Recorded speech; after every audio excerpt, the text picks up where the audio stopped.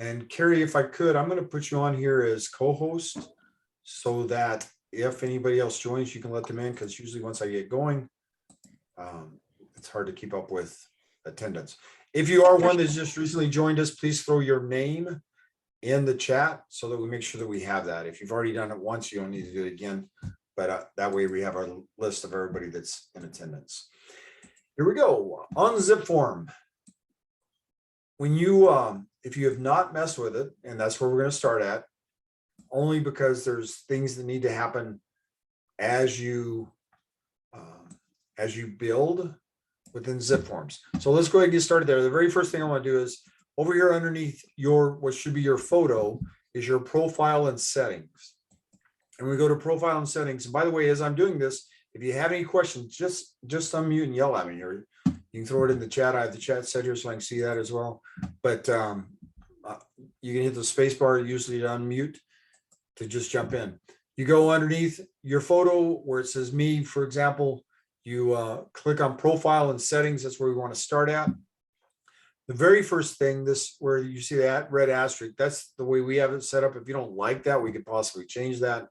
On the admin side, we might have access to it, but or if you change emails, we need to change the email in the system, right? Because everything's designed to go to that email. And by the way, that email, the email that you're using is important in everything we do in this business. Had an agent yesterday who claimed they hadn't been getting the schedule, the training schedule. And when she came on board, I have an email from her saying, use this email, but she changed her email. And of course, you have to let MLS know, you have to change it on Trek, you have to change it on Texas Realtors. You have to, all these places need to be changed. So if you're not getting something that other people are getting, to yell at me and we'll see if we can get that taken care of. Speaking of email, down at the bottom down here, we should have our email signature. Every time you send something out from ZipForms, your signature should be going with it. I don't have anything in here because I don't use it that way, but you want to make sure that you have your signature in here. Your name, designation, the fact that you're a realtor, and the company address or office address that you're using should be in there. You don't need to put your email address in there because it's going to be an email to begin with. Your phone number, yes. Address, yes. And it needs to be the address for the office on there. Sign in and security.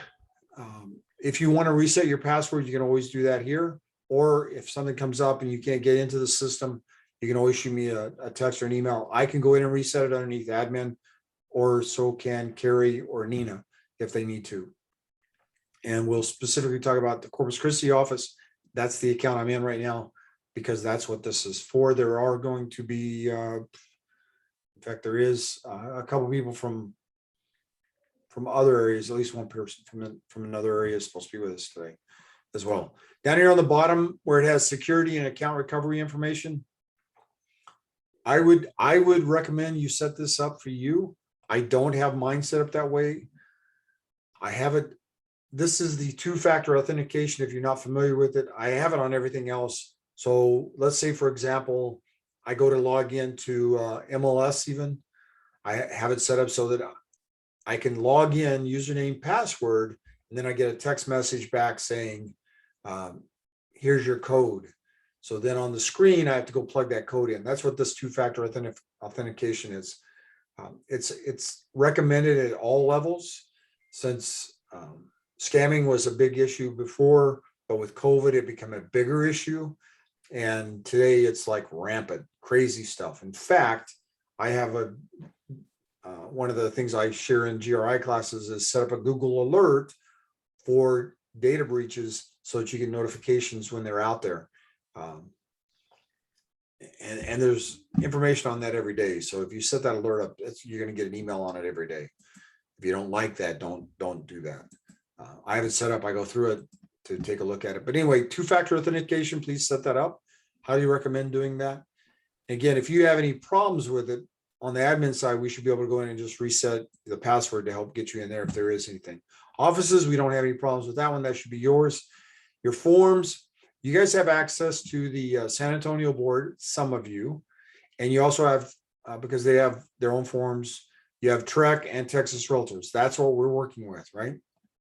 And then down here on the bottom from form options, this is the background or the colors that you can use on the forms, like the fields, for example, right? And you can decide how you want that. I've said in other classes, I used to mess with this a lot just to goof around with it. I've never seen a need for it other than if I had a client that was colorblind, there might be some issues there. If I go to using off the wall colors in here instead of the typical.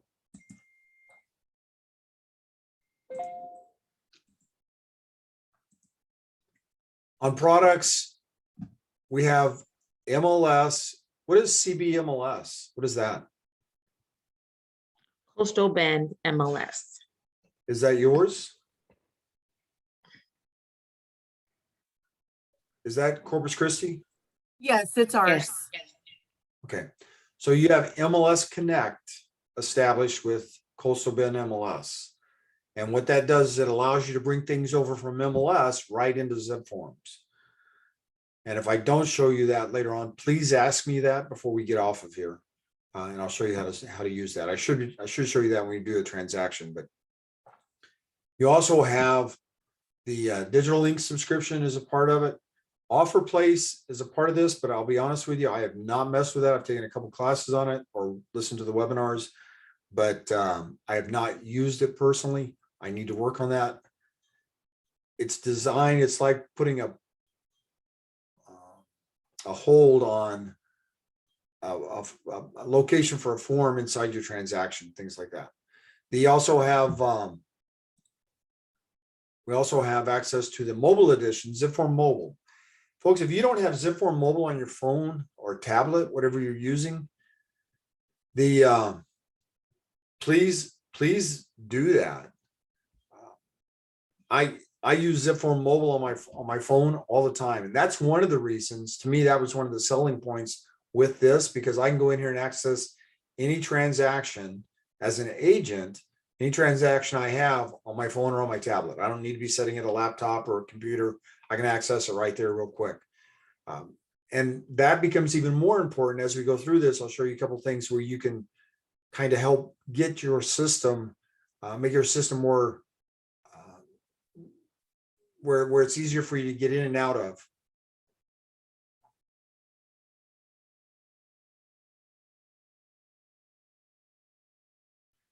If you're using the company's program, right? If you are using the company's ZipForm, you can actually go into the mobile on the Play Store or whatever it is on iPhones. You can go in there and download the ZipForm version.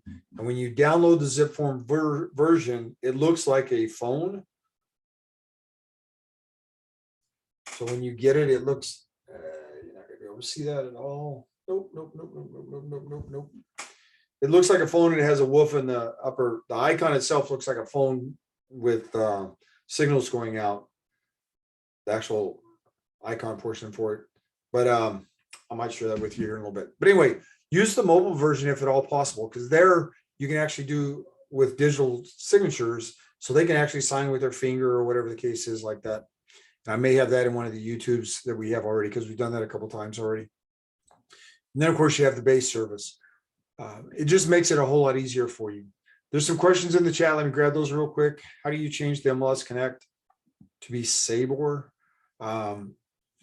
We did not set that up. And the reason we didn't is I don't believe San Antonio has MLS Connect with ZipForm, is what I recall being told by Lone Wolf. Is it San Antonio? So the board has to agree to it, right? And there's a fee for it for the board, which is one of the reasons we've never had it here in the Valley until I want to say about a year ago. And McAllen had it, and now RGV MLS has it here in the Valley as well. So we have access to it, but South Padre Island does not have it. And they were looking at it, but there's fees attached to it. So they decided not to, from what the last conversation I had with them. DocuSign, you don't need a paid subscription. You used to, but you don't now if you're using the mobile version. For the signatures, you don't need anything else. You just use the mobile version. If you're using the company's account for the desktop version, you have digital link is available to you, and I'll show you that in a minute. We'll talk about that one. And I'm not sure what other products you'd want to download. These products are automatically available through this system itself. All right, so then we go to the settings. When we go to the settings, here's where you have digital link. Digital link is a part of the program. And then when we take a look at the program itself, right? When we take a look at the program itself, the digital signature, please set the time zone to central, please. If you don't, when your consumers, when your clients or customers go sign, it's going to show GMT, Greenwich Mean Time, which is not what we're supposed to have on there. DocuSign, for the question about DocuSign, for example, it is provided because of NAR, part of NAR's benefits. However, that is going away at the end of the year. So if you use Digital Link, it's a part of the program. It's not something separate. DocuSign, if you're not inside the brokerage account, you have to pay for it, which is why I've always used Digital Link. Don't like to spend money unless we have to. If you look at account preferences, how do you want it to open up? You can make that choice, what you want to show up, your transactions, time interval, extremely important. When you first set up your ZipForms, this will be off. So you want to go in and change it. 5 is the minimum. And the benefit there is the fact that if I walk away from my desk, which has happened several times, if the phone rings and you walk away from the desk, you come back, everything you were working on is gone, right? So you want to set there where it auto saves every 5 minutes. That way, at least everything's not going to be gone. On here as well, when we look at it, you have your template preference. I'll show you how to set up templates real quick, so we won't have a problem with that. You also have link to other ZipForm accounts. So if you have a ZipForm account you've been using, you should be able to link that over to this one. And it's going to ask you for your username and stuff for the other one. Like I've always used the Texas Realtors one, right? Which was Texas Realtors and then it become sponsored by NAR. But it's the same account. I've used it for years. And when Norma bought this and went into the brokerage account, then the ideal situation would be to link them. And back then when we did it, we couldn't link them. So this has been one of the things they've added, which is pretty cool. Title integration. If you want title integrated into your system, you can actually put that in here and then select the company you want it to go to. Which one do you, so it'd be whoever your primary title company is, the one you normally use. So they become a part of it and you can actually send your files to the title company through ZipForm without actually having to take them over there, which again makes a whole lot of sense to me. I would not integrate these other two unless you absolutely know what you're doing with it. I've discussed this young Alfred down here. I don't even want to touch that one. One of the brokers in McAllen had a major issue because somebody, she blamed it on ZipForm changing her system, clicked on yes. So young Alfred sent out an email to all of her contacts in ZipForm. So don't click on yes unless you want everybody in ZipForm to get a solicitation from old young Alfred there, because they will. So it's for insurance, and their products are available also up here underneath partners. Any questions about this one? So this is one where you need to make the most changes, if any. And then you have notification settings. This is an important part of this, depending on where you want to go with ZipForms and how you want to work with it. If you're just going in to do contracts, which is what most of us do, and you're not using it for anything else, you don't really have to worry about this first part a whole lot. task and checklist, for example. However, if you're trying to build your business, and ZipForm is going to be around for a long time, right?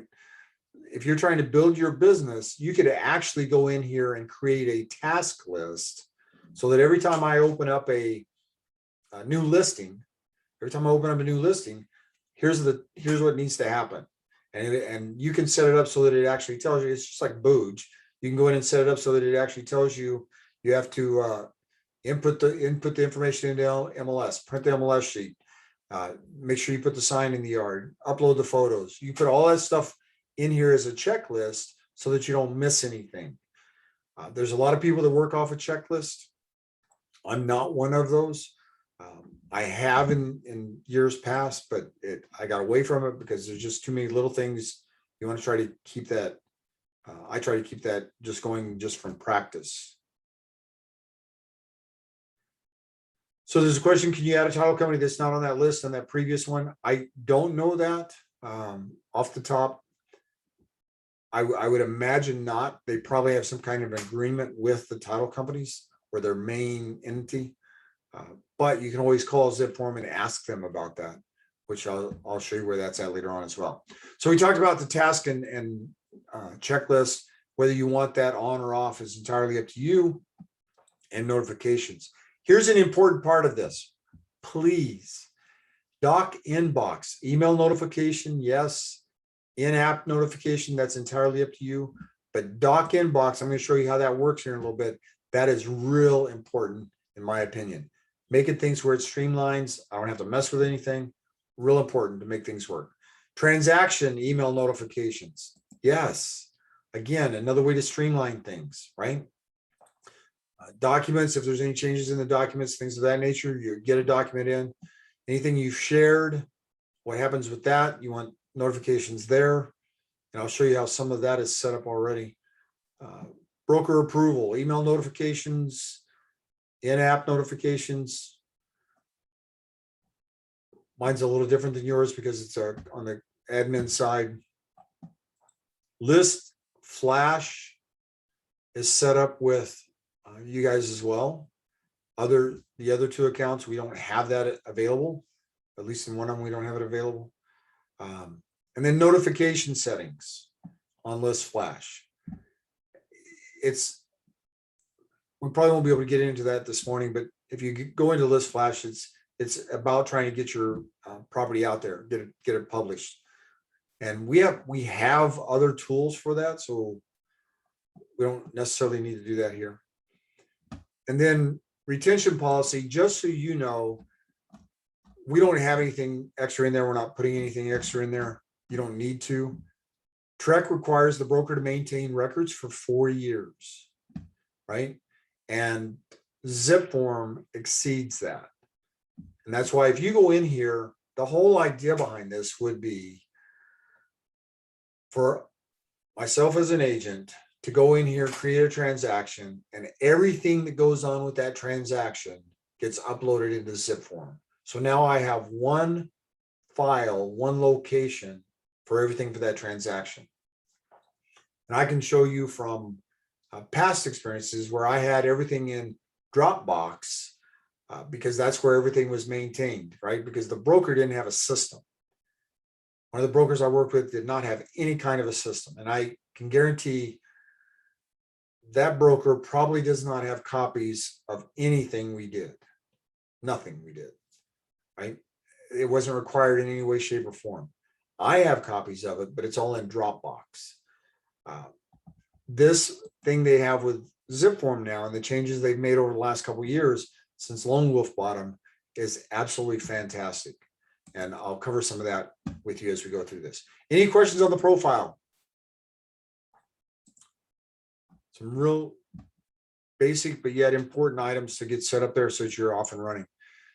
What I have set up here is the dashboard. This is so that we come into the dashboard, we see it first thing. When you come in, that's entirely up to you how you do that so that you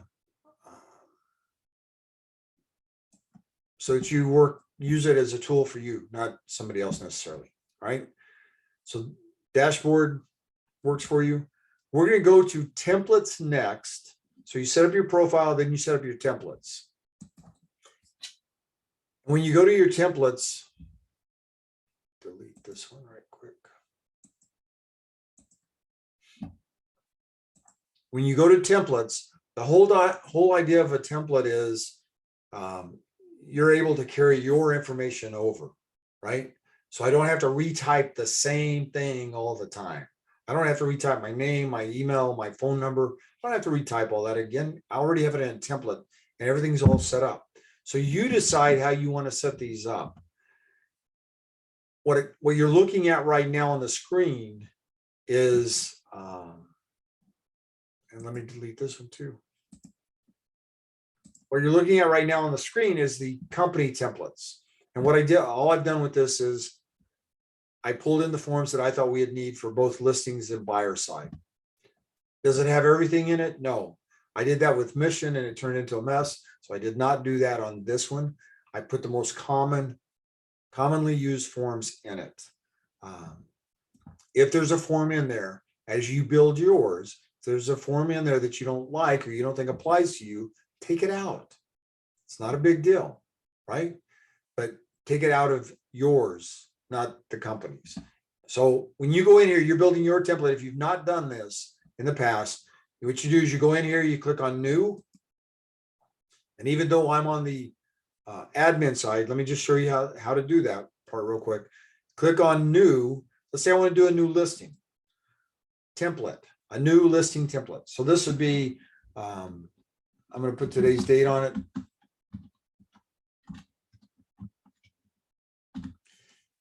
Now, I want you to look at the screen. You can see the screen where I just typed listing pack, right? Everybody? Lucy, can you see that? You're the only one with the camera on, so everybody else is asleep. Oh, Crystal gave me a thumbs up. Awesome. Good deal. I can see it, Mac. Okay, thanks, Michelle. I should have known you were in there. No, you're in there. So on here, some of the important parts of this is before I click on category, on the right-hand side, you should probably see the same thing, right? You want it to be yours. So personal is where you want to be. And then when we go auto apply, folks, this is real important for you as far as trying to save time. So this first one says, do not automatically apply. Well, that's silly, because if you don't automatically apply, we go back to the old school ways where we had to do it as we went in to the transaction.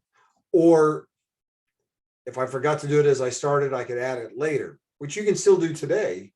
But if you make it automatic, you don't have to think about it. So what I would recommend is you automatically apply, that's the second one, automatically apply this template to a listing new transaction. So if I go in, just like right now, if I went in to create a new listing transaction, not a template, new listing transaction, that template's going to automatically be applied to it. And that will save you not a ton of time for each transaction, but over a period of time, it's going to save you some time. I would not want to apply it to all new transactions unless you had all your forms together. What we have found over time is it's better to have a listing packet and a buyer packet. I've had property management packets, leasing packets, investor packets, packets by name even. For example, Beller is one of them I have. That's the family I've worked for, still work for. Since 2003, they would buy property. When the dad was alive, they would buy property. So I had two templates I had set up for him. I had one design when he wanted to buy something. So it had all my information and his information.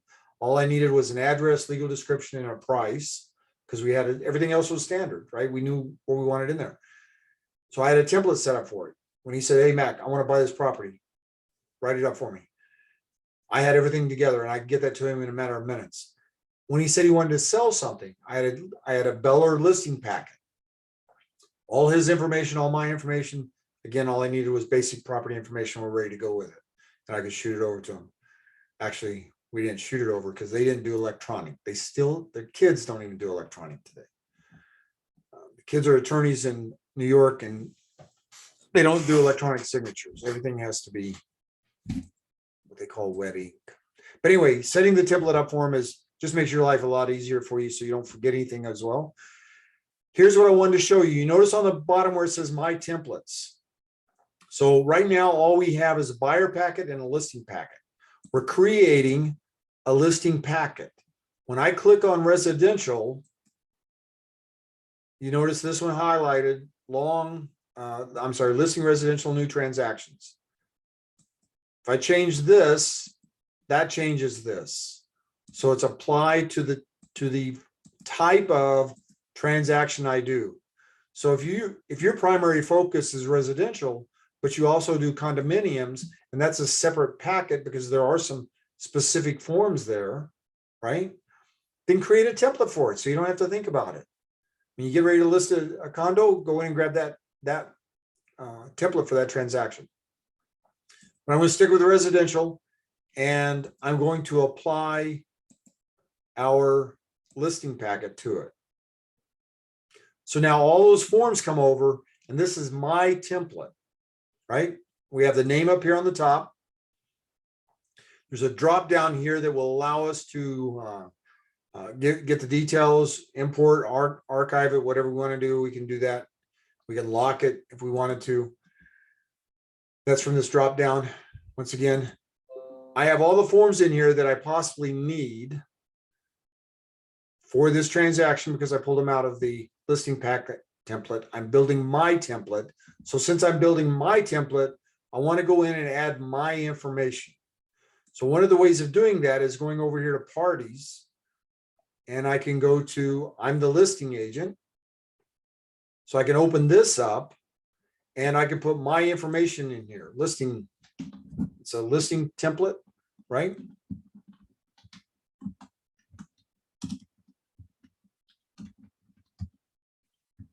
And if you have an agent ID, you can put that in there. You can put your license number in, your email.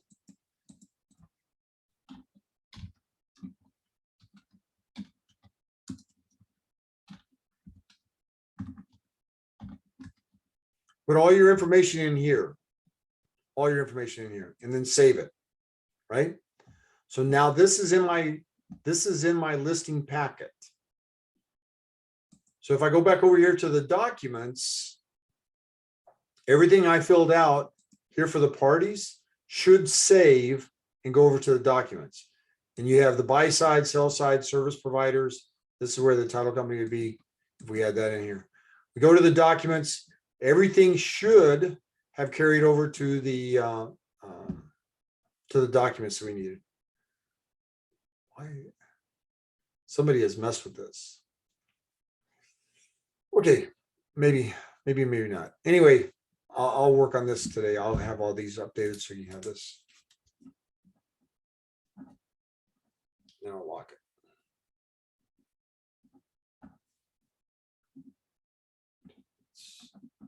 All right. The let's see.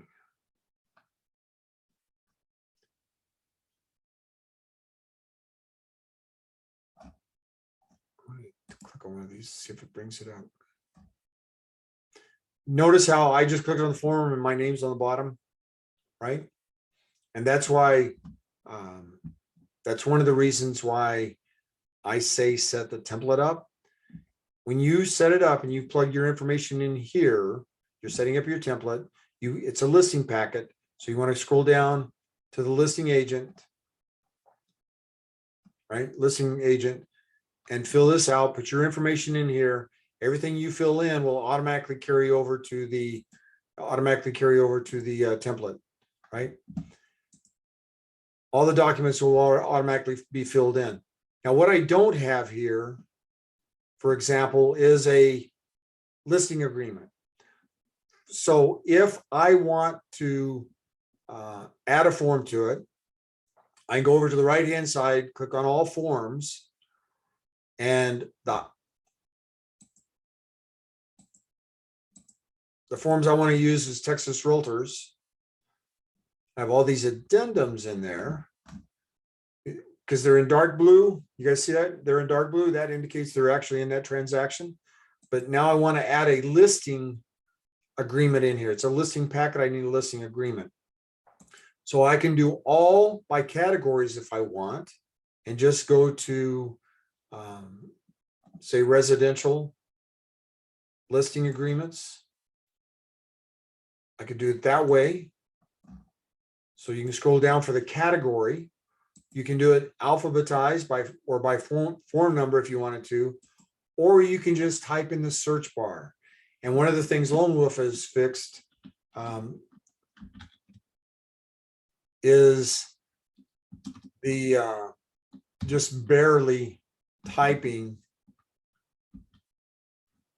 what you needed. ZipForms years ago, you had to type the exact first word or it wouldn't come up.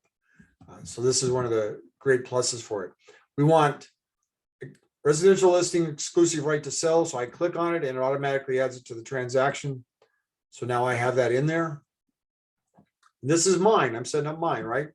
Now this just came into the transaction, but if I open it up, it already has my email address in there. And the reason for it is, again, because I set up the parties and I put my information in here, it automatically feeds into the forms. All right. So then you get your documents set up. A couple of things on the screen, if I could. You have choices on how you want to look at this. And I've learned over the years that I don't necessarily do the same thing that everybody else does. So I want to make sure you know you have choices with it. Here, I like this little tablet layout when I'm looking at it, trying to do research or set things up. But over on the right-hand side, I can click on this and get it in a list view. So if I'm in, we're in our template still. If I'm in here working on this, and this is the way this will be set up before today's over with, I can take the items I want, let's say the listing agreement, and just grab it and move it up here to the top. Yeah. A little bit at a time, maybe. Let's see. Let's organize.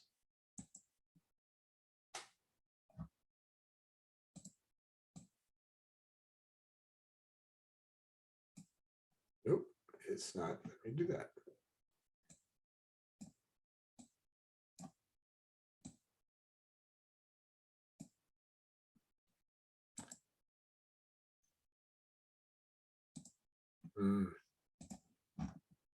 I'll have to mess with that.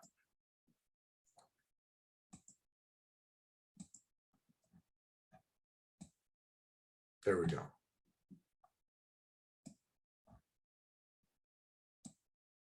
So now you can organize it and put it in the order you want. So now we have the listing agreement up on top. Every time you add a form, every time you add something in, if you scan something into it, it's going to go to the bottom every time, right? So again, you have the choice to see how you want to do it. You can actually put them in the order you want them in as well. A couple of things on the drop downs here. And again, we're inside the template. This works the same way within the transaction. I can actually attach a task to it, which is what we were talking about earlier. I can send it if I need to send it someplace. I have that choice. I can move it. And if I go to move it, it's going to ask me where I want to move it to. And I'll show you how that works inside the transaction as well, because that's where it gets used at most often. You Mac, can download it. Mac, how did you get that little box where it says attached to task? That you do the drop down arrow right there on each one of the forms. Okay, got it. Thanks. Yes, ma'am.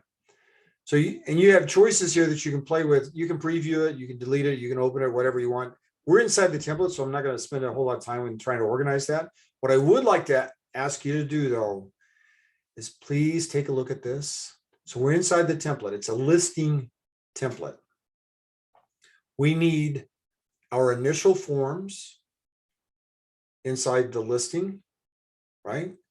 And then we're going to have, and our initial forms would be our where the seller signs the seller's disclosure, the seller signs the listing agreement, we sign the listing agreement.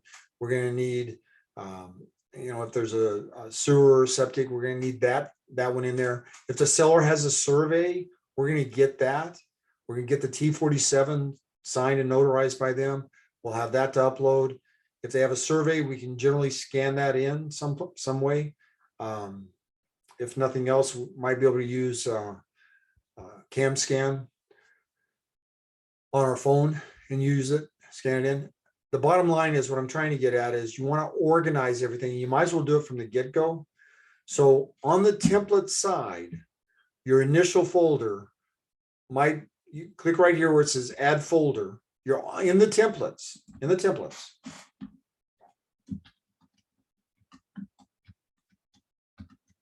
whatever you want to call it. Initial paperwork, for example. Initial paperwork. And then let's say we want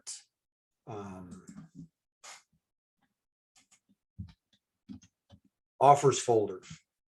Now you're inside the template, right? And here's funding or closing, whatever you want to call it. Which that's the one that's going to be submitted for review. So inside the template, you have all this. Now I haven't done anything because we're inside the template. We're just trying to make sure we have everything set up and organized. Everybody good there? Mac, I have a question. When you say inside the template, are you referring to like this? Let's just say this was Michelle Sanchez's offer that you're doing. That's only for this particular folder, or the folders that you're creating is for every listing that you're going to do from now on? Absolutely. Thanks. It's for every listing we'll do from now on. And that's why we have general information here. In a minute, I'll show you on the transaction side. So we're inside the template portion of it. It says you're currently modifying the listing template right there. So that's what we're working off of. Inside here, you can do as much as you want to set things up and have it organized. None of these forms necessarily would go in any one of these right now on a template because you're just getting started with it. Or you might, initial paperwork, put your listing agreement, your T47, everything the seller needs to sign, you might put that in your initial paperwork, just so you have that already organized. Saves you time in the long run. So now I come back here, here's our listing packet. That's what we've been working on. And it's a template, right? So once again, to get there, all we did was we went to the, clicked on templates, went to new and created that. Any other questions there? So again, we can organize those. We can put them in the grid view, list view, whatever we want. You have a settings here, which you can group them together by templates. So the templates by a type. So just like I was saying, I had Beller listing. Vera was another one I worked with, another investor I worked with. I could have all their listing packets inside one other envelope. So all listing packets are together, for example, if I wanted to do that. I was not that organized, but that's what this little thing here allows you to do.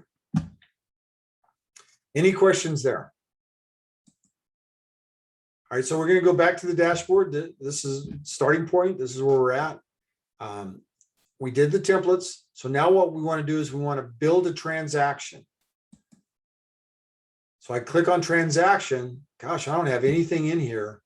I want to create, because let's say Michelle wants to list her house for sale. I'm going to create a new transaction. I click on new listing, right? Now you see the difference between this and the template is right here on the bottom, because it shows we have templates available now. It also shows we have MLS Connect. And I'm going to show you how that works. I need somebody to give me a, pull up an MLS number if they would real quick.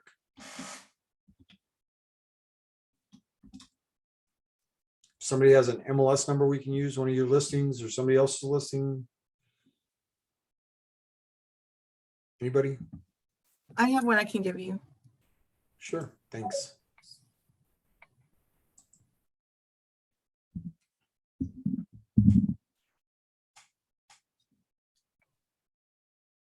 It is, oh, sorry. Let me see. Okay. 385602. So I want you to see this because this is a benefit for those of you that are in the Corpus area with that MLS. I haven't done anything with this. I haven't done anything with this other than say I want to create a new transaction, right? And it's going to be a new listing. Now, obviously, we wouldn't have necessarily an MLS Connect. We wouldn't have an MLS number for that new listing unless it was expired or something of that nature, and we're getting ready to relist it. So then I click on, I haven't done anything else. I click on MLS Connect. I come over here and plug in the MLS number, and you can include photos if you want.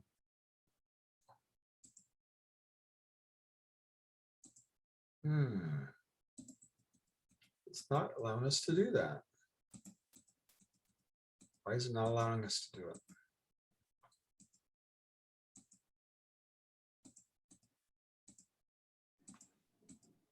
When I tried to do it also, Mac, it wouldn't let me. Wow. All right.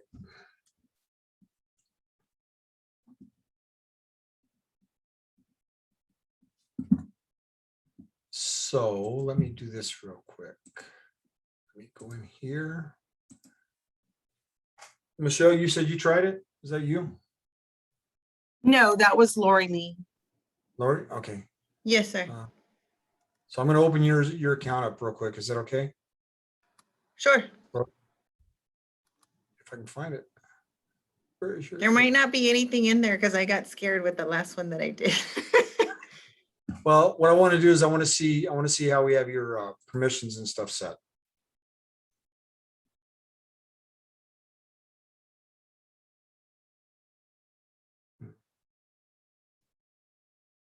Should have everything.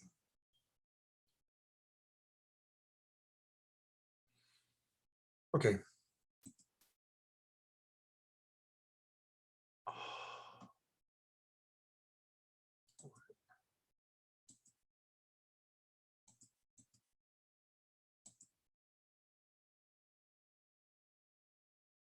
All right, so there's a link broken at someplace. Okay. I will work on that today. Let's go back to the transaction. And let me just, we're not going to be able to use that for whatever reason. There was another one. Let me try one other and see if just by chance.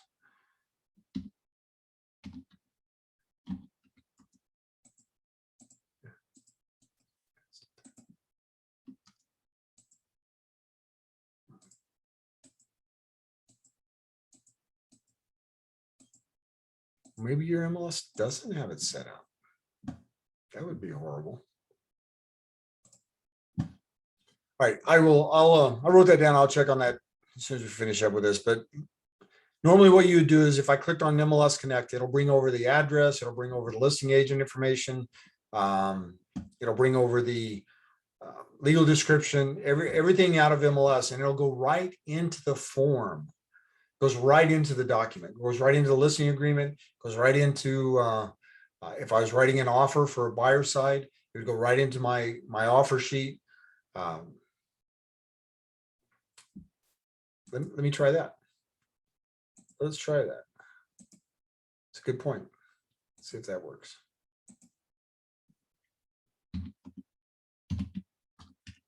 I hate losing. Nope, it's not working. There's a link broke somewhere. Okay. Yeah.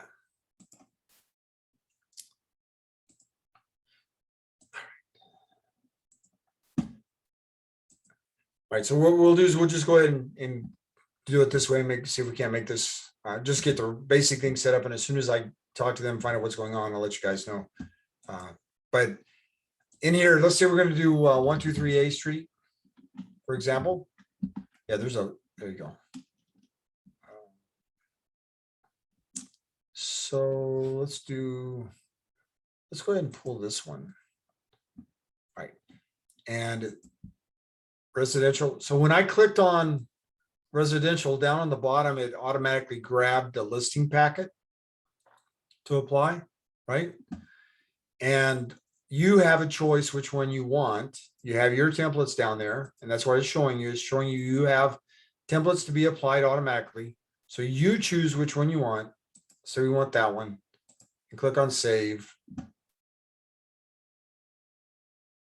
So all the, and I'm going to come back to the screen, but all the items,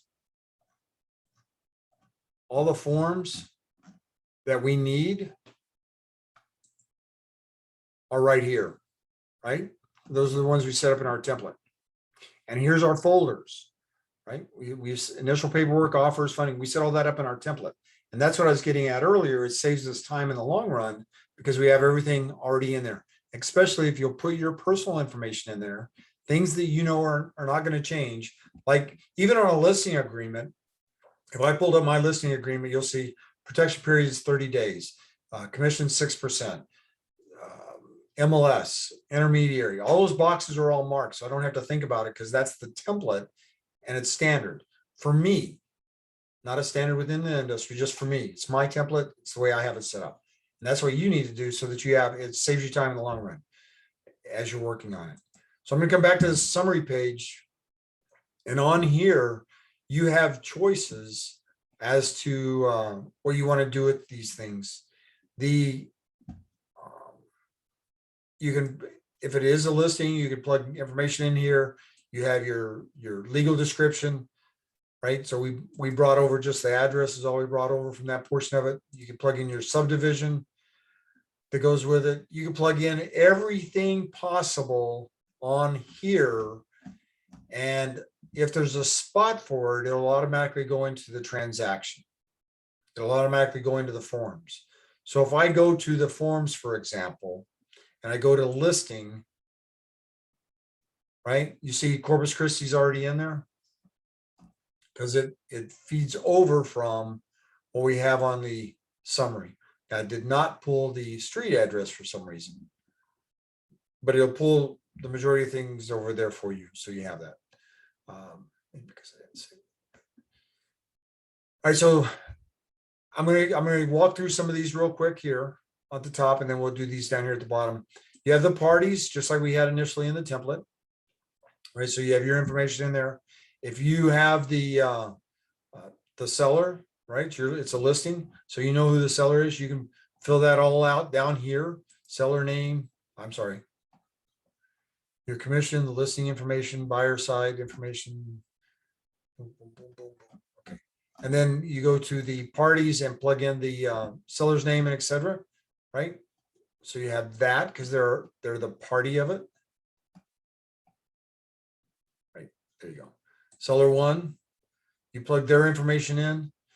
And if you're using an address book, like you have everything set up in Yahoo or Outlook or Google or whatever you're using, you can actually go there and pull that individual's information out of there to add to this if you wanted to.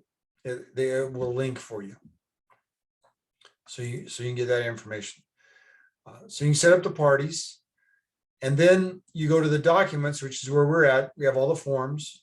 So we can take a look at that aspect of it.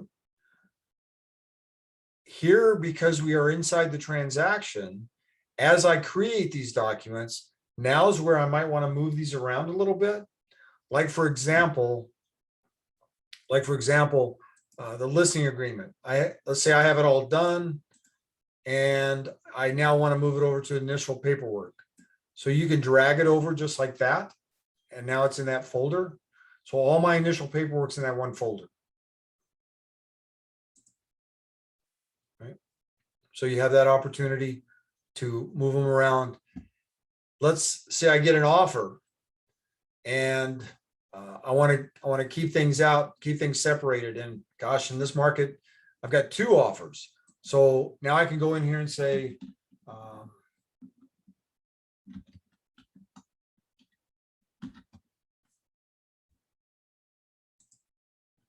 so now there's the offer from Joe, right? And again, I can click on offers and here's an offer from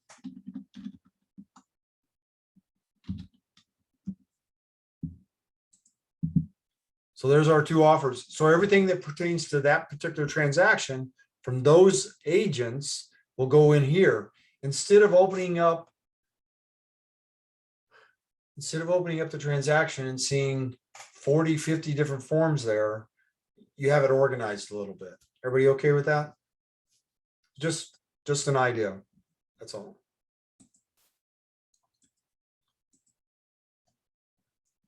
If there's a form in here I don't need, this is on my transaction. So I'm looking at it, I'm going, okay, fixture lease, we don't need that. So I can get rid of that. So I just click on this and get it out of there. So that way I don't have to mess with it anymore. You can take it out of the transaction, but you don't need to take it out of the template, right? If I'm in here and I need to add a document, I'm in here and I need to add a document. Let's say I want to add the tax records. I can click on add a doc. I can go browse for it.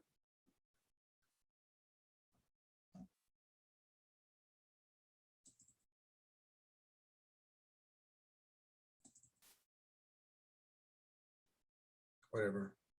Let's just throw a third party in there just so. And now that document is going to become a part of it. But what did I tell you about documents? When you add something to the transaction, what happens to it? Anybody? It goes to the bottom. It always goes to the bottom. So it's right there. So now I can move this wherever I need it. I can just grab it and drag it and put it in the initial paperwork if I wanted to, right? Or that drop down we were talking about earlier, I can click on that and click on move, and it's going to show me the different folders. Where do I want it to go to? I want it to go right there. Okay, great. That's an offer from Cindy, right? So we're going to move that over there to Cindy's. So you're able to keep everything organized and together instead of having to look for it. Anybody have any questions about the folders? Setting up the folders? Just makes it so much easier for you in the long run. So the other part of that, and one of the reasons why I cover it like this, is because when you get ready to do the funding folder, that should be all the final paperwork. The contract that went to the title company with the receipted page, all your final stuff. And as the person reviewing it, if I look over the things that you submitted and I can't find anything, I can go look for it over here on the left-hand side. But when you open up some of these and they have nothing but form after form after form, I can still look for it. It just takes more time. And I'm old and grumpy when I have to spend a lot of time. You know what I mean? It just happens that way. All right.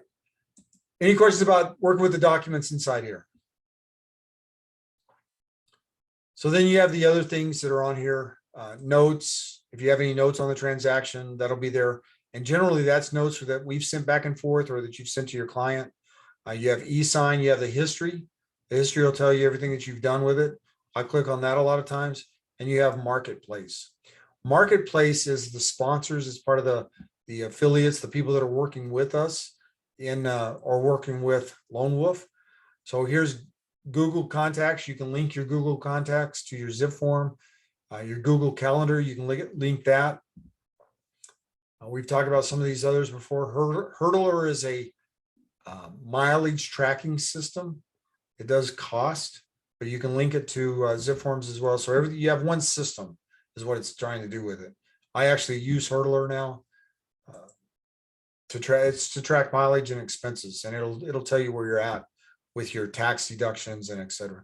But you can link all these things with this so that you don't have any issues keeping up with what's going on. If you need to do that, you don't have to do that, but they're there. Okay. All right. So here's our listing. We've already gone through when we look at just the listing portion of it. We talked about the broker maintaining the records for 4 years. ZipForm is going to keep it till 2028, which gives us plenty of time to meet these state requirements, right? So we have that to look forward to. Across the top here, now this is inside the transaction, but not inside documents. Inside the transaction, but not inside documents. You have some other tools here that you can use. One of them is a fax cover sheet. There's the fax cover sheet. And if I had somebody that wanted to fax me something, I can go inside the transaction, click on, and this is something Lone Wolf has added, click on the fax cover sheet, and I can send the fax cover sheet by email or by fax. And some of you may have heard me say this before, but I had a client in Waco. For her, she would have to print the documents and then she'd run into town to Kinko's and fax them back because she didn't know how to scan them into her printer, right? I asked her if she had a home phone. Yes. All right. So are you on your home phone now? Yes. Hang up and call me back on your cell phone. Now take your phone line and plug it into your printer. So I set up her fax from here. I was in Harlingen, she's in Waco. I'm setting up her fax and I emailed her a fax cover sheet and we used it every time from then on. Every time we needed something, she would print it, sign it, initial it, and fax it back to me. And the benefit of using this fax cover sheet is there's an 866 number right here. You can see, everybody see that? So when they send it to that number, this barcode that's on the top is going to bring it right back into this transaction. So I didn't have to go look for it. I didn't have to, it's being faxed to the office. I didn't have to do any of that old school stuff. It came right to this transaction. And everything I have from her is inside the folder. So awesome to work with. You used to have to actually send that out for them to be able to use it from the send part.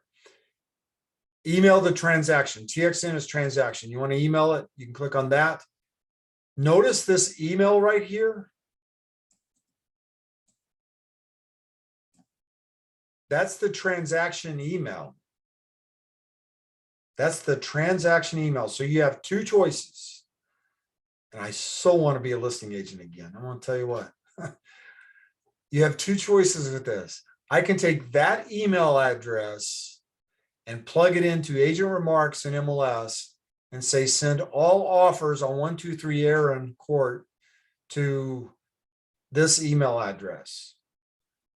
And if all of you emailed that email address right now, it would go right to this transaction.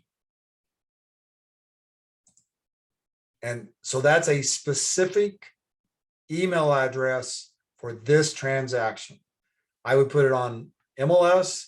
I put it on my cover sheet to the title company, everything. Every time somebody sends me something or anybody that was going to inspector, I'm going to email you the inspection. Great, email it to this. Right, so I don't have to worry about it going into Yahoo or AOL or anywhere else. It's going right into the transaction. I can work with it from there. Everybody good? And again, that's one of Lone Wolf's changes on this, which I think is pretty cool. Saves us time in the long run. And then if you need to email the transaction, you can do that. You can email it from here to different people, depending on what it is. And here's where apply the template. If I hadn't used the template, I can click on this now and decide which template I wanted to use. That's the old school way that we used to do that a lot, because a lot of times you get in a hurry when you're trying to get things started with it. There's some other things on here we'll work with later on, but that's the basic getting in and getting things set up, your profile, your templates, and then going in and practicing with a transaction. Is everybody good? All right. Normally, after about an hour, we'd take a break. Are you guys okay to keep going for a little bit? All right. Those that don't have the cameras on, you guys are okay. Just shake your camera and we'll be okay. All right. All right. Thanks, Denise. Appreciate that. Thumbs up works. All right, so we're going to go ahead and just keep going with this. We have, thanks, Monica. In here, we have just some other things. So we've covered this part, just the rough, right? We did the templates. We are inside the transaction, but we're not inside a document. So you're inside the transaction, you have the basic things all set up here. If I wanted to submit this folder, I'm gonna show you two places to do this. But if I wanted to submit this folder for review, I would click on submit for review right here. And this is what you guys will do. When you guys do this, I get notified, right? I'll get an email that says, this has been submitted. So you click on submit for review, and you can put notes in here if you want to, right? And just click apply. So now I'll get an email that says that there's a transaction that needs to be reviewed. So you can do it that way. But if you do it that way, I don't know which forms need to be reviewed, which can be a bit of a problem, right? So if you're going to do that, make sure these notes tell me what you're looking at. Hey, this is my first transaction. This is my first listing. Can you look it over, make sure I have all the documents I need? Or can you make sure I have the listing agreement filled out correctly? Or can you check this offer that I just received? Whatever, put some notes on there, right? So that I know what needs to be done with it, and I don't have to go fishing for it. Would be really, really good if you're going to do it from here. If you are inside the documents, and here I decide I want to get something reviewed, there's nothing here that allows that. So to do it from inside the transaction, I actually have to have a form marked, checked, that I want to submit for approval. And that's that little clip right there. So if I want to submit these 3 for approval, I click on the clip, needs review, and again, I can put notes in here, hey, just getting started, whatever it is, and hit apply, and I'll get an email telling me those 3 need to be approved. And on your side, just like here, you see how the yellow clip showed up, right? So that's what it'll look like until they've been reviewed inside your ZipForms. Anybody have any questions on that one? Let's get this in. Let's connect from here. Oh, I bet it doesn't. That save is not on there.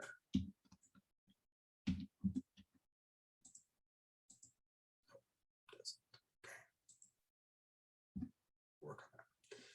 All right, so inside the transaction, and we've covered the other. Really, that's what I'm doing wrong with it. Okay, thanks. And let's connect.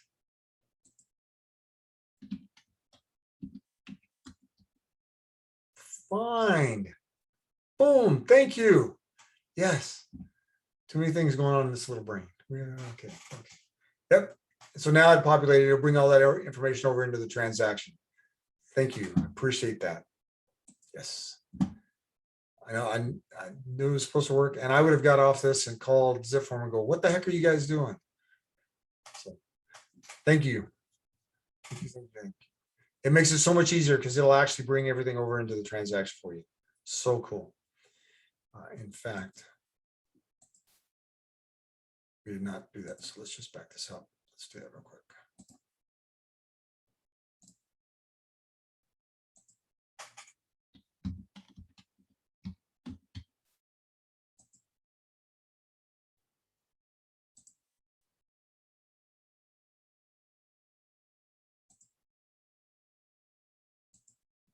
All right, so it brought some of the information over, and it also even populated Remax Elite, Morgan address, all that good stuff over there for you. Right. And you notice here for price, it pulled the list price. So we filled everything out for us. We're good to go. See what it did down here. We're good.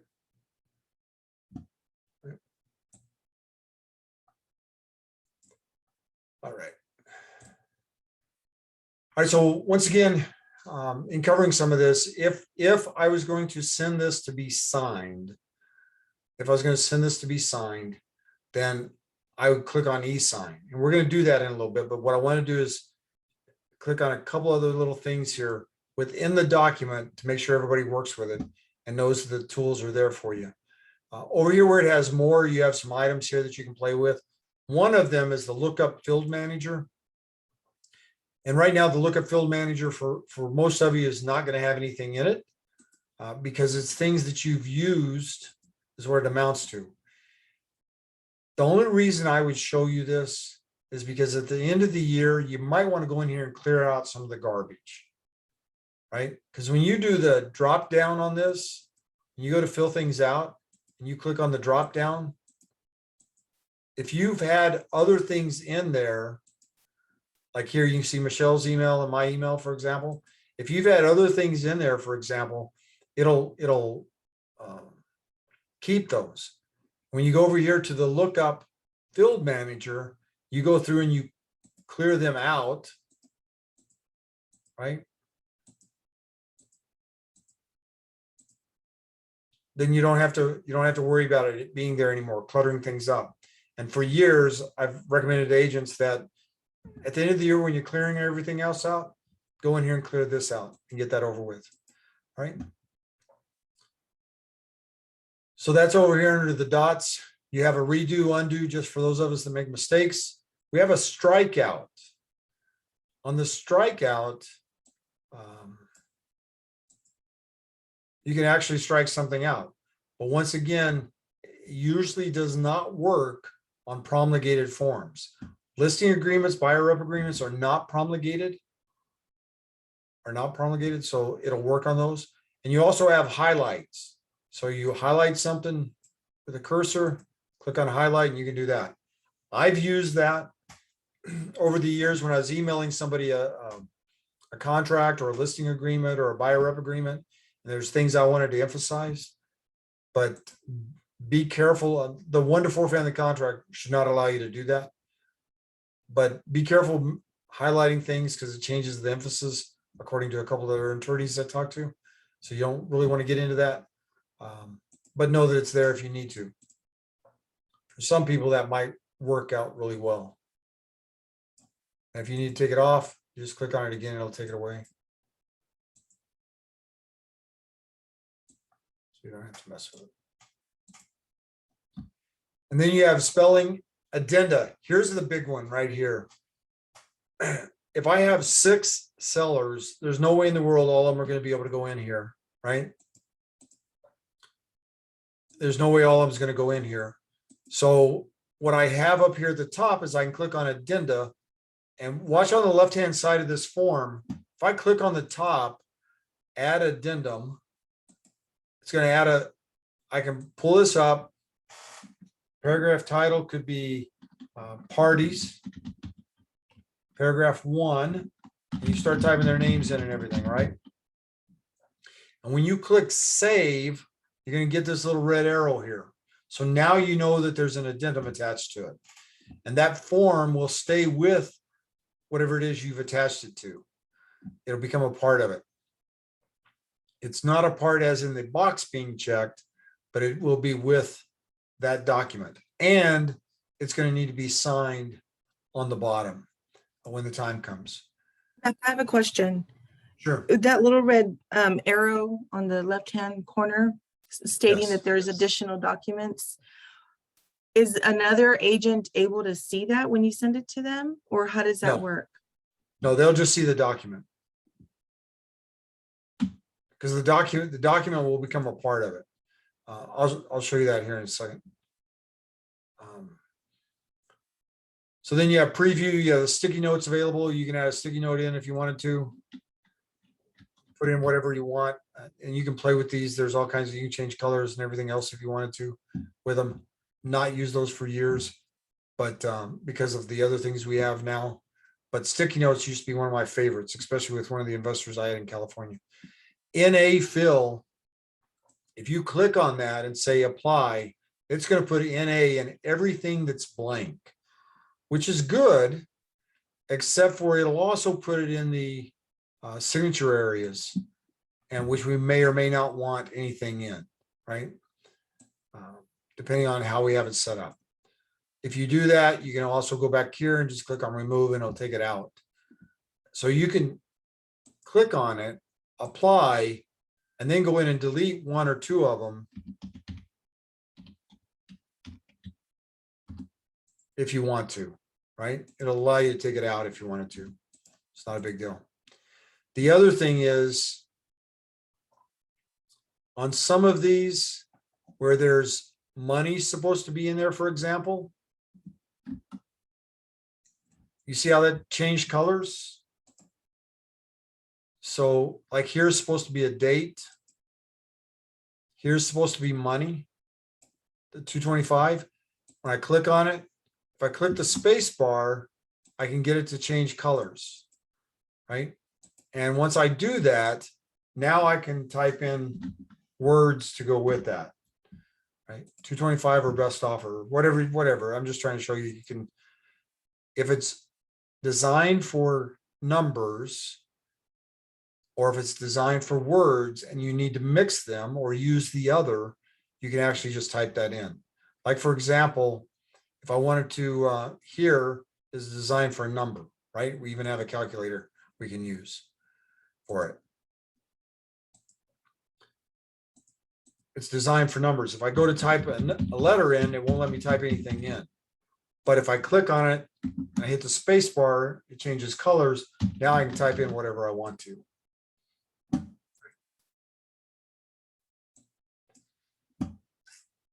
Save as a PDF.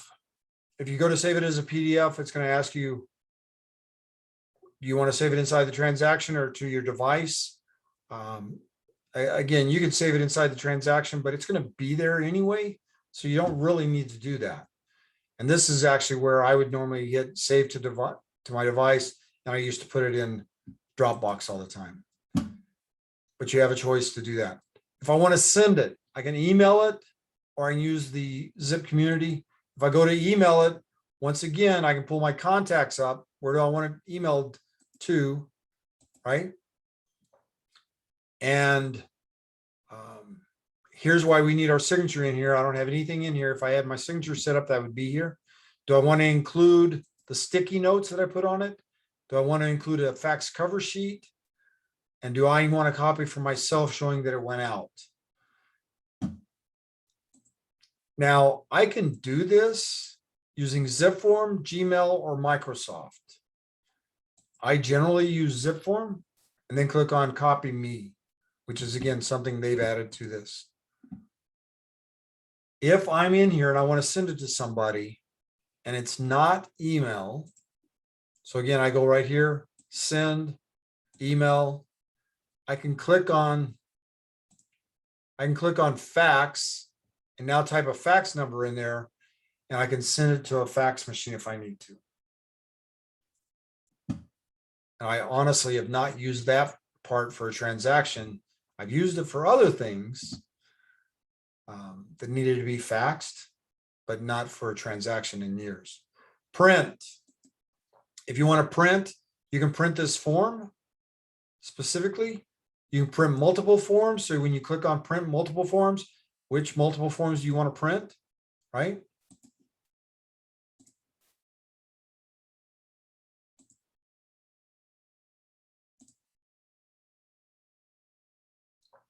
If you go to print multiple forms, if I was, let me back this up a second.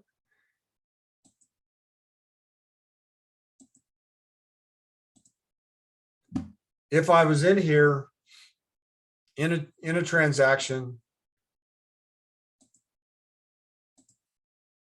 and I'm on that form and I want to print it as a blank form, I can do that. And the other one, which I've loved and used over the years, is print sample. And if you click on print sample, it will allow you to bring up the form blank with the word sample across it. And that used to be one of my prime prospecting tools. For sale by owners. I would have a information about brokerage services, listing agreement, seller's disclosure, buyer rep, and a 1-to-4 family contract. I kept them all in folders with the word sample across them in the back of my vehicle in a milk crate. That was my filing cabinet. And I would stop at a for sale by owner and give them the seller's disclosure notice, because with the word sample across this, they can't use it, but to make them aware of the fact that they actually have to provide that to anybody buying their property. That is a state property code requirement, not mine. If you actually want a copy, you can go to Trek's website, is what I used to tell them. Or I can be back here next week at about the same time, and I'll actually bring you a copy that you can use. And that works. However, please remember, see this little box right here? So we can go full screen, makes it so that us old people can see better. This form is only used by those authorized, Texas Realtors, and those authorized. So I can't give this form to a for sale by owner to use without having an agent involved in it. The same thing with the Texas Realtors seller's disclosure notice. They can pull the one from Trek because that's for the public, or I can give them the one for Trek. That's okay, but they can't use the Texas Realtor one, which is why I like the word sample on it. Any questions about any of this? All right, so then we're going to go to the boxes up here in the top, the little tabs up here on the top portion of this. We've talked about the transactions. We've talked about templates. Forms is nothing more than going into where the forms are. So you have that. Right here on the right-hand side, we still do not have the specific forms for Corpus Christi, like the funding form is not in here yet. All I keep getting from them is they're working on it. But as soon as we get them, that's where they'll be at. So then once you get it, add it to your template so you don't have to mess with it again. The other thing is on forms, once you have them set up, you can pull the forms that are specific for your use or forms you use all the time and add those to the transactions. If you're not familiar with forms and you want to become more familiar with them, go to Texas Realtors right here, TXR, and type in FDES, and you'll get form description and reference, which shares with you, it shows you every way a form can be used. All the different forms, it'll show you all the different forms, name of them, the number for them, when they were created, and their uses. So this is what it looks like. So you have exclusive right to sell. It's designed for residential. Exclusive right to sell. And here's how it's used. If you go to some of the addenda, here's a condominium addendum for listing. It's designed to be used as an addendum with our listing forms, residential and condo, right? Is the categories it falls under. Anyway, so that it's form description reference. You can get access to it by going to the forms.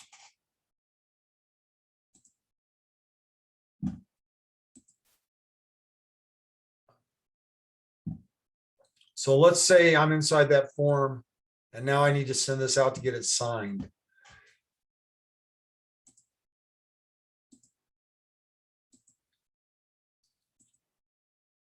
I want to send this out to get it signed. I can click on e-sign, right? And this opens up. And again, I'm using digital ink. That's your choice. You use what you want to. I'm using digital ink. I only have one form. Here I can submit for review, right? It says submit for review if you wanted to. I wouldn't do it there. You're going to send it out for signature, right? So you click on the form. So all we did was we go here, we click e-sign. We've got it. If we want to add something else to it, like I've sent inspections, I've sent surveys, I've sent title commitments, whatever. You can add all kinds of documents to this. It doesn't matter. And you can set them up so that they can actually sign them or initial them. Let me just add one real quick. Add document. We have.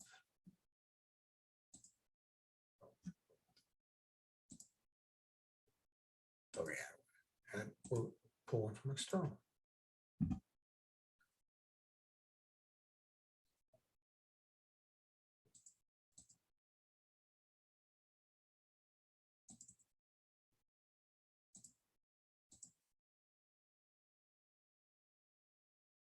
That one. Okay. Anyway, you can generally you can pull them from external as well without having too big of an issue.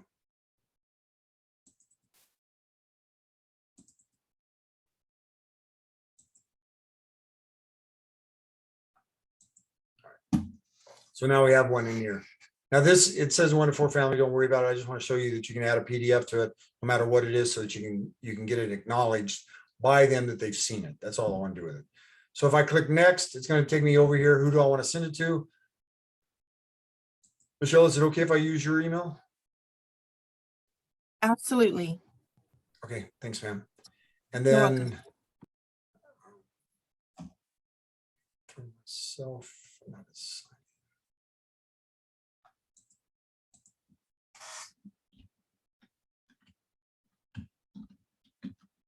so you can actually put somebody in here if you don't have them already in there, right here.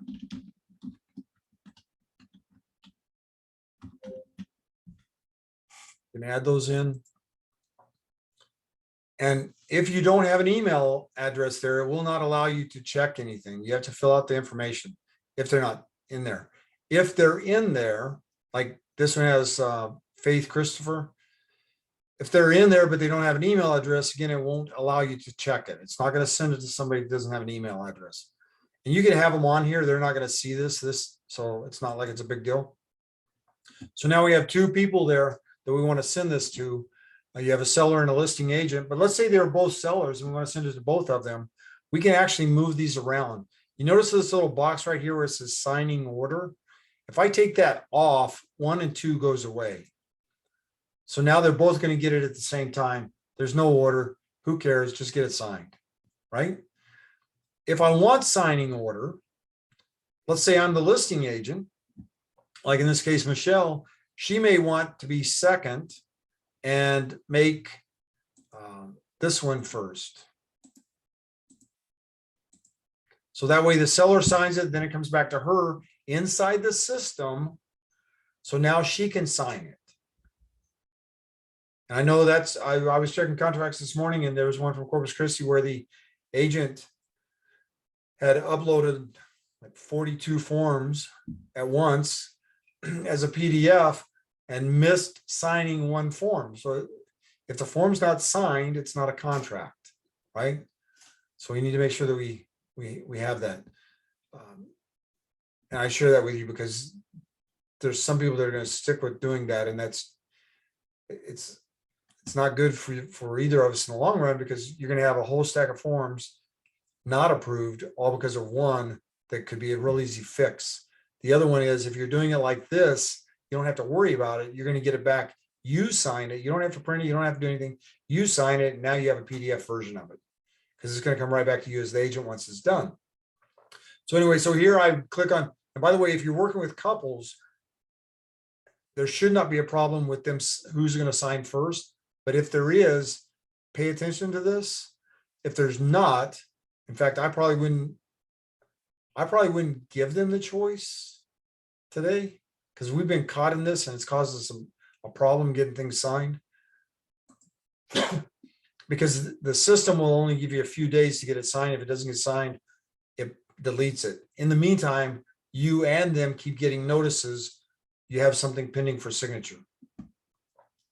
So if I was working with 2 people or 3 people or 6 people that needed to sign, I would probably go without a signing order, just so everybody can sign and we can get it done. Then you click on next. It's going to bring the form up.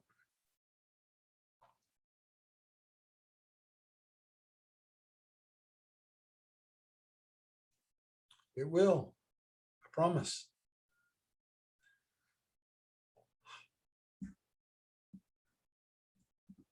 There you go. And the listing agreement comes up first because that's the form we need to get signed. And on the right, you have the signers, right? So you're setting this up. I have my name up there because I just put my name in there as the seller, but you as the agent, this is what you'd be seeing. So when you go down through here, you see how their initials are already in here. Can you guys see that okay? Their initials are already there. And if there's, let's say there's a place where we need to have them initial, then we can do a couple different things. We can do a drop and drag, right? And we can, put something over here if we needed to. So now, and that's going to go with whoever's in the blue box up here. So like my name's up there, for example, so it goes with my initials. So I've now added that to that. So I can have an initial there.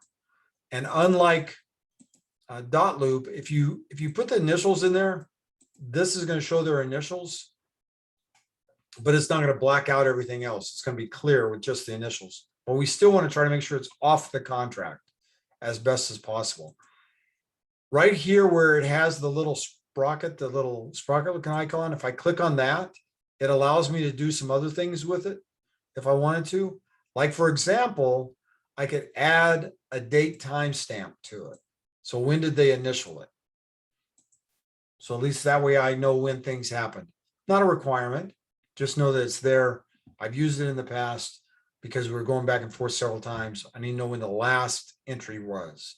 I myself have used it, but you don't need to. So again, just click on that sprocket. You can decide how you want it set up, the whole shoot and match with it. And click on the trash can if you want to get rid of it. If there's anything else you want to do to this, let's say we want to mark it up, for example, here's the line. If you want to put a line on it, you can do so like that. It's not a promulgated form, so it'll allow you to do some of that.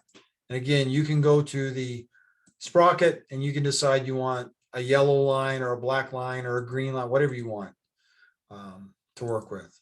And what size do you want it? So, meaning how thick. So if I'm trying to cross it out, all I need to do, so if this was a PDF, we could do the same thing, right? Let's say I needed to cross that out, or this, better yet, let's say I needed to cross out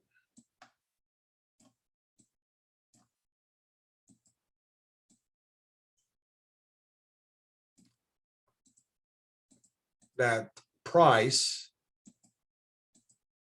I could use it that way. Let's say we're changing that price, we could put the cross out on that to make it work. And you can do all kinds of other things. Here's the pin. So we can just draw on it if we wanted to. Do it that way. So you have options to work with. So easy to work with. So easy to work with. And then it'll actually throw the signatures in here or place them in here, whichever way you want to do it as well. Here's the addendum. Remember the addendum? And I think it was Michelle that asked about it earlier, about the red little arrow on the side. So when the agent gets it, we don't have the red arrow here, but we do have a 1 up here, which means there's another page attached to it. And that's going to be the, that's going to be this addendum right here. And they need to sign it as well.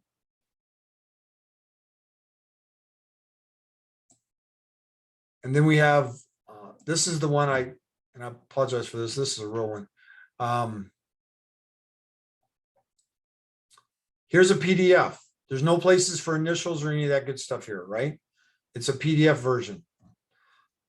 If you upload a PDF and you want them to see it, you have a choice where you can still do this. So if I want to send my buyer an inspection report, I can send it to them and have them initial it, acknowledging that they've seen it. If I need to put text in it, I can put a text in it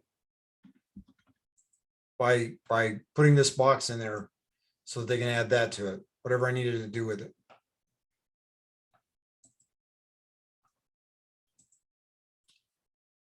Or I can even highlight part of it as well. Let's not do it. There you go. So you can highlight a part of it as well if you wanted to. So then when I click next, and again, it's a PDF, so it's not going to have anything on it. If I click next, it's going to take me over to where I'm sending it. You have the send invitations. If you wanted to, you can customize that. But if I click on send, both Michelle and I are going to get an invite to go back and sign this. So I'm not going to necessarily do that. I don't need to do that unless you guys just want to see it. Because if we don't delete it, it's going to keep popping up constantly. Have you guys practiced the electronic signatures with yourself yet? Anybody? I'm going to send it. Michelle, hope that's okay. Yes, that's fine. All right. So here's what you'll see on ZipForms. You'll get the notification. Thanks for sending it. Close the browser. You go back to the tab. Go back to where you're at. So I'll be able to see that on my zip form? You should get an email. Oh, okay. So when I go back to the transaction now, that came out of this transaction. And you see on the left-hand side where it says signatures in progress. So I'm inside the transaction. That's why I said this system is everything all together. Everything's within this transaction. Here's the recent documents that have been looked at. So it shows recent activity within the transaction. You have your parties, you have all kinds of stuff in here. It's all real easy to see, real easy to work with. That mileage app was Hurdler. Hurdler is the mileage app. All right, so if I go back in here and I look at this, view all signature packets. So here's the packet, right? I can open it up. I can see this is what I sent them. It went to both of us, and it shows that it's pending. If there's something wrong with it, I can go in here and I can delete it so that it's not a problem. If I needed to add a document to it, I can. Are you sure you want to suspend the signing? So that's going to stop the signing, and we're going to start all over with it. So let's say I sent something to a buyer or a seller, not that this would ever happen, and then go, shoot, I was also supposed to include this. I can go in and interrupt this and put that in there and resend it. And it'll put it all together for you. So it's a pretty cool system. Here's the history and details. So we created it, we sent it. And Michelle, do you have a chance to take a look for that by chance? Yes, to go look at my zip form? No, it should be in your email. Oh, okay, let me go look. So let me pause this screen share just for a second.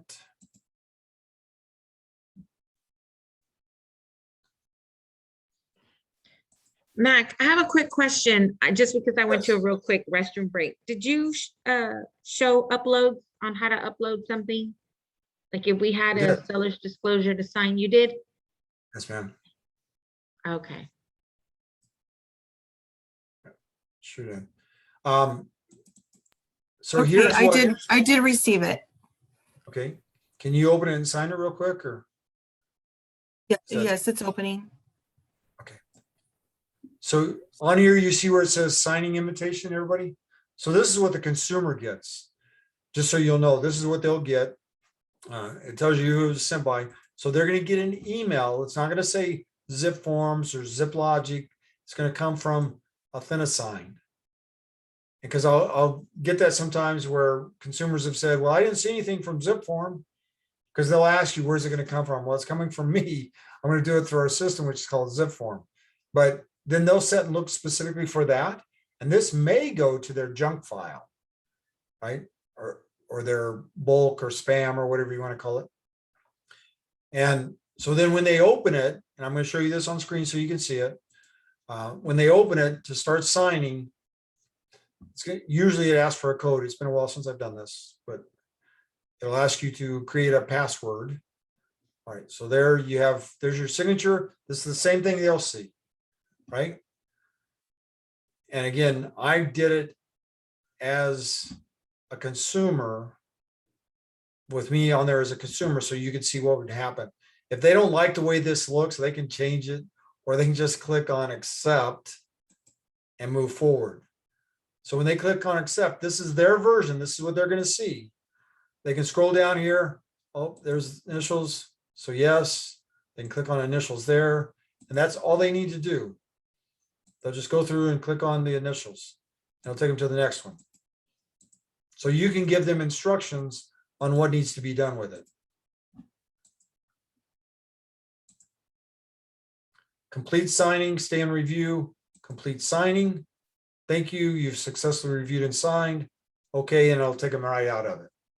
Really, really smooth. Everybody okay there? Mac, when I went to go sign, let me see, where is it at?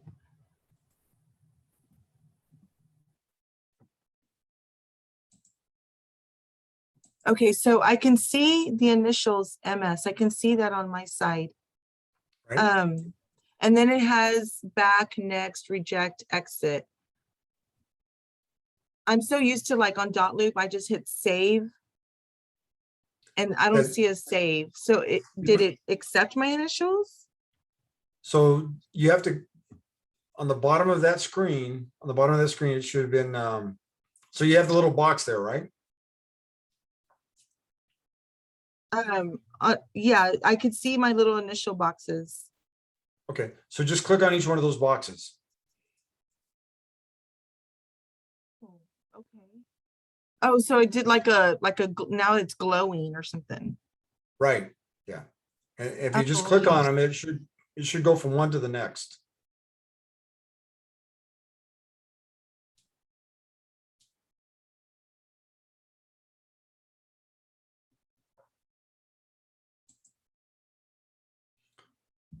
All right, so while she's working on that, this is back inside that transaction.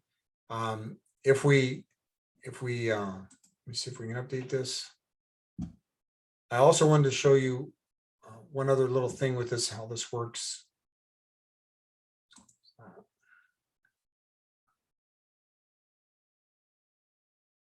Cool.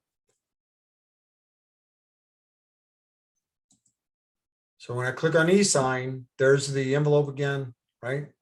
And it shows that I've completed it and that we have this one pending still. So you'll be able to see on your side who's done what.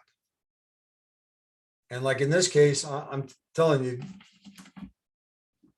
working with some buyers and sellers sometimes, it's tough where you have to actually be able to walk them, just like that lady. I was able to walk her through how to connect her scanner. She had a printer, scanner, fax machine all in one, but she didn't know how to scan. And rather than trying to tell her how to scan and put it in a file and then upload it and all that good stuff, it was like, you know what, just connect your home phone to it and do it this way. So much easier to deal with.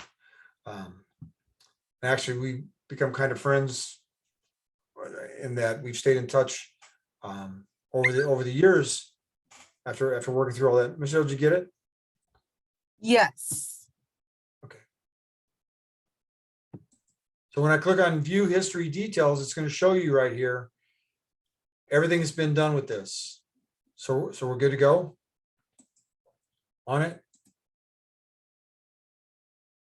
And it's still showing yours is pending. So once I was done signing, then I was able to see that I was complete. Did you click on complete or review? Yes. Oh, I did complete. Good. So it's not showing it on this side. Let's see.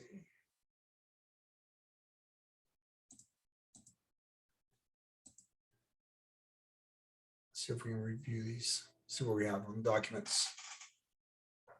So the documents will actually show everything on it, and you're supposed to be able to open this up and take a look at them. Okay, so they're stored in the transaction.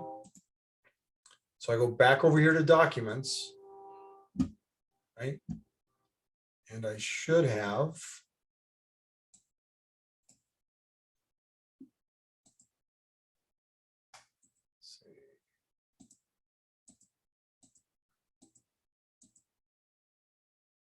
There, see where it says authenticate? So that means those were signed. So when they open it up, there's their initials. And that's what I was talking about. You see how that, if I would have put that over something, I would have still been able to see it. It doesn't black it out. It doesn't look like a whiteout like dot loop does, right? But everything you do to the contract, everything you do on there, and it's so easy to work with.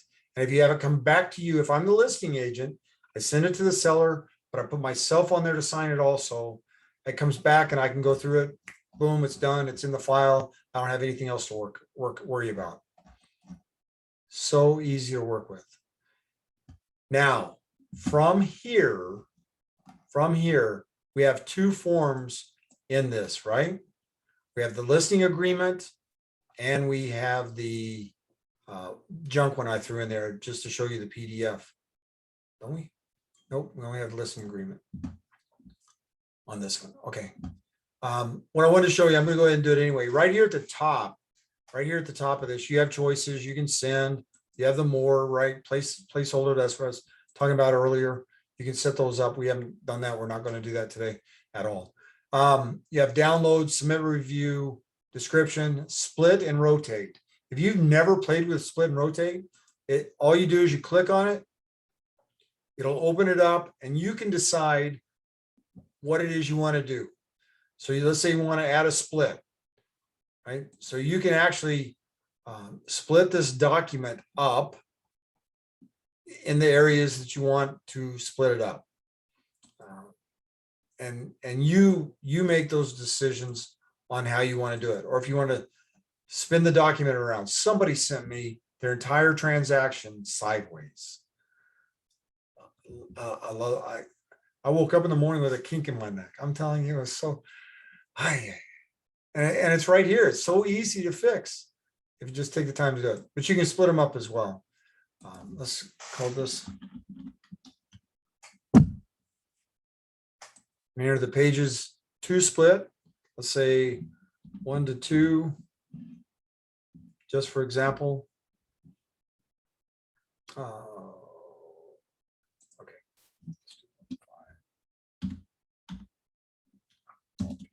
All right, 2, comma.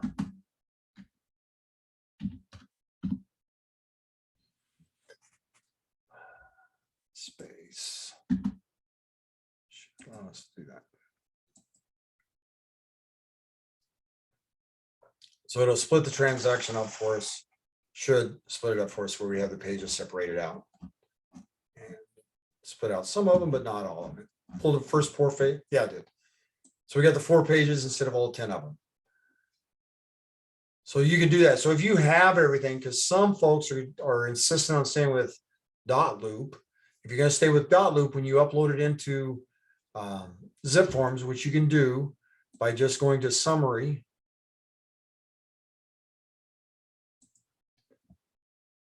You come in and create the transaction. You can go to the summary and you can bring items in to the transaction. I'm sorry, go to documents. And you can bring the transactions into the transaction you want it to be into. Click on the drop down. You have import from archive or import or export. So you can bring items in to this transaction if you wanted to do that.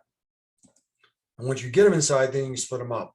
So here's the last part of this. This document was sent for review. You see the yellow tab on the bottom of it, right? So when, just so you can see how this looks, and then we'll call this quits. And this is why I say send a message.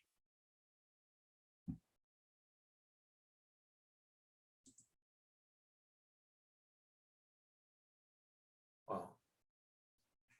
There you go.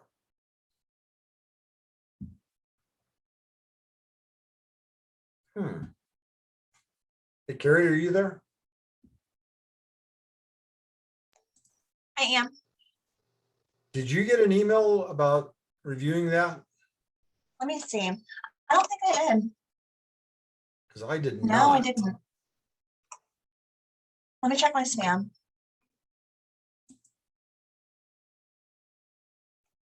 Oh, yes, I did. Nope, nope, nope, nope, nope, nope. I don't have one. Corpus Christi. No, I didn't get anything. All right, so I'm wondering if Nina did though. she might have because of the admin status. Yeah. We're gonna need to fix that. Otherwise, she'll go crazy with this.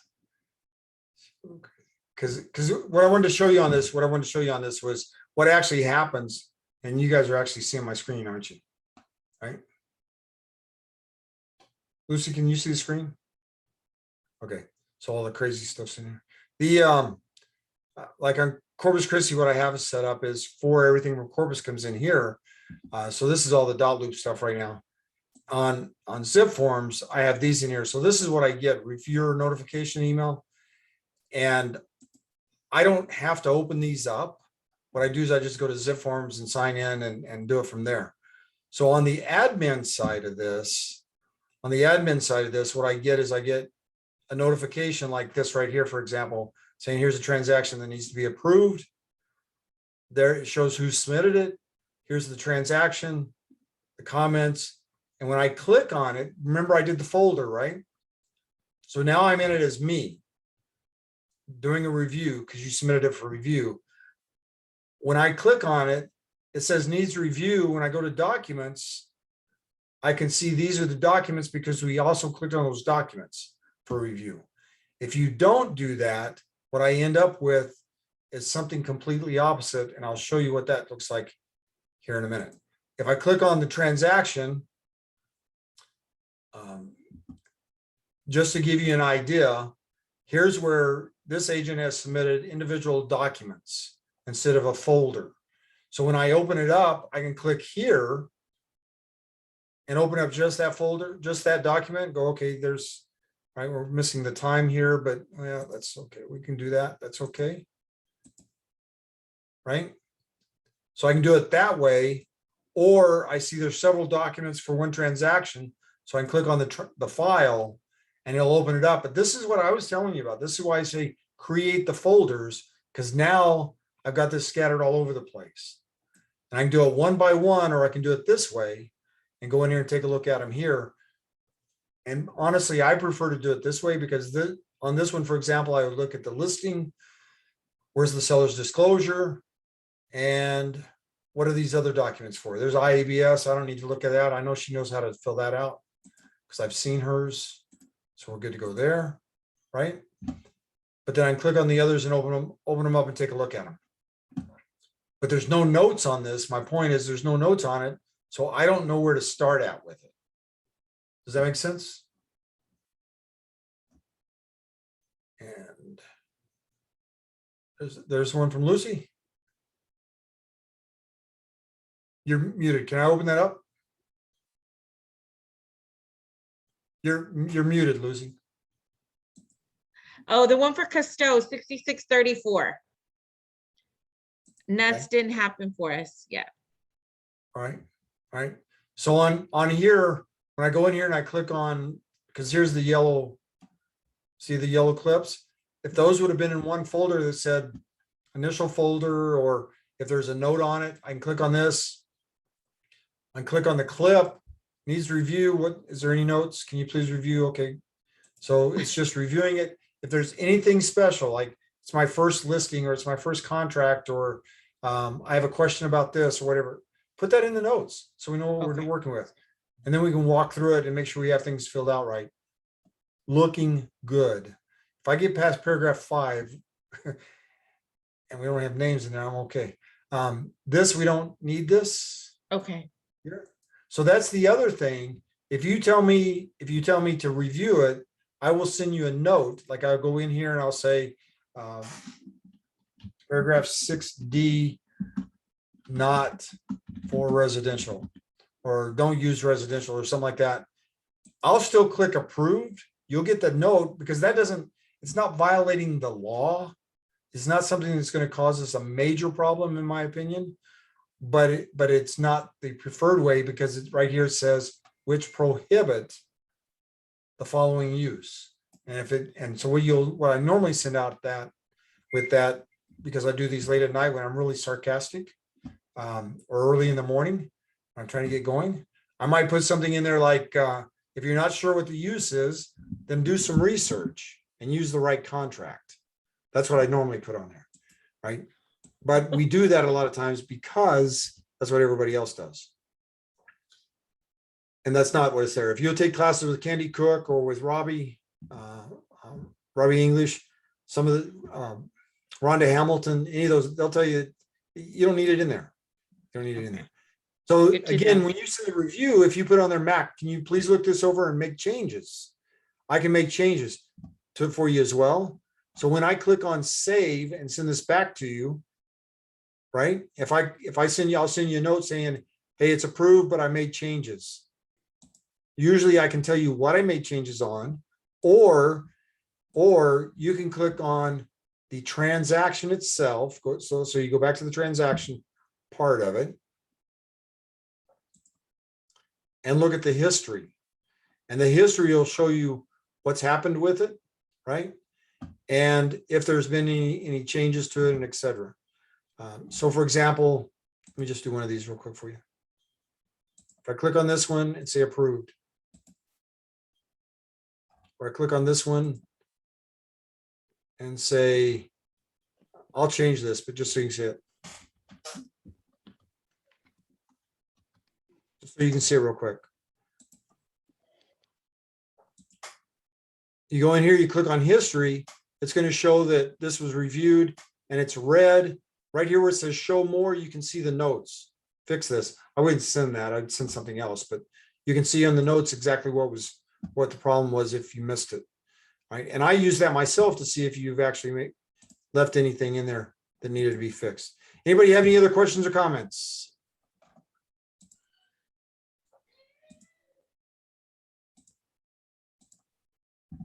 And that's the other thing I like about this. If I make a mistake, because sometimes I do, I can go back in and fix it. Where in dot loop, no can do. Okay, great. Thank you, Mac. All right. All right. Anybody have anything else? No, thank you. Let's go get some lunch. We'll be back at 1 o'clock with the advanced class. For those that. Thank you. Thank you. Thanks, Michelle. Appreciate it. Working. Thank you. Thanks, y'all.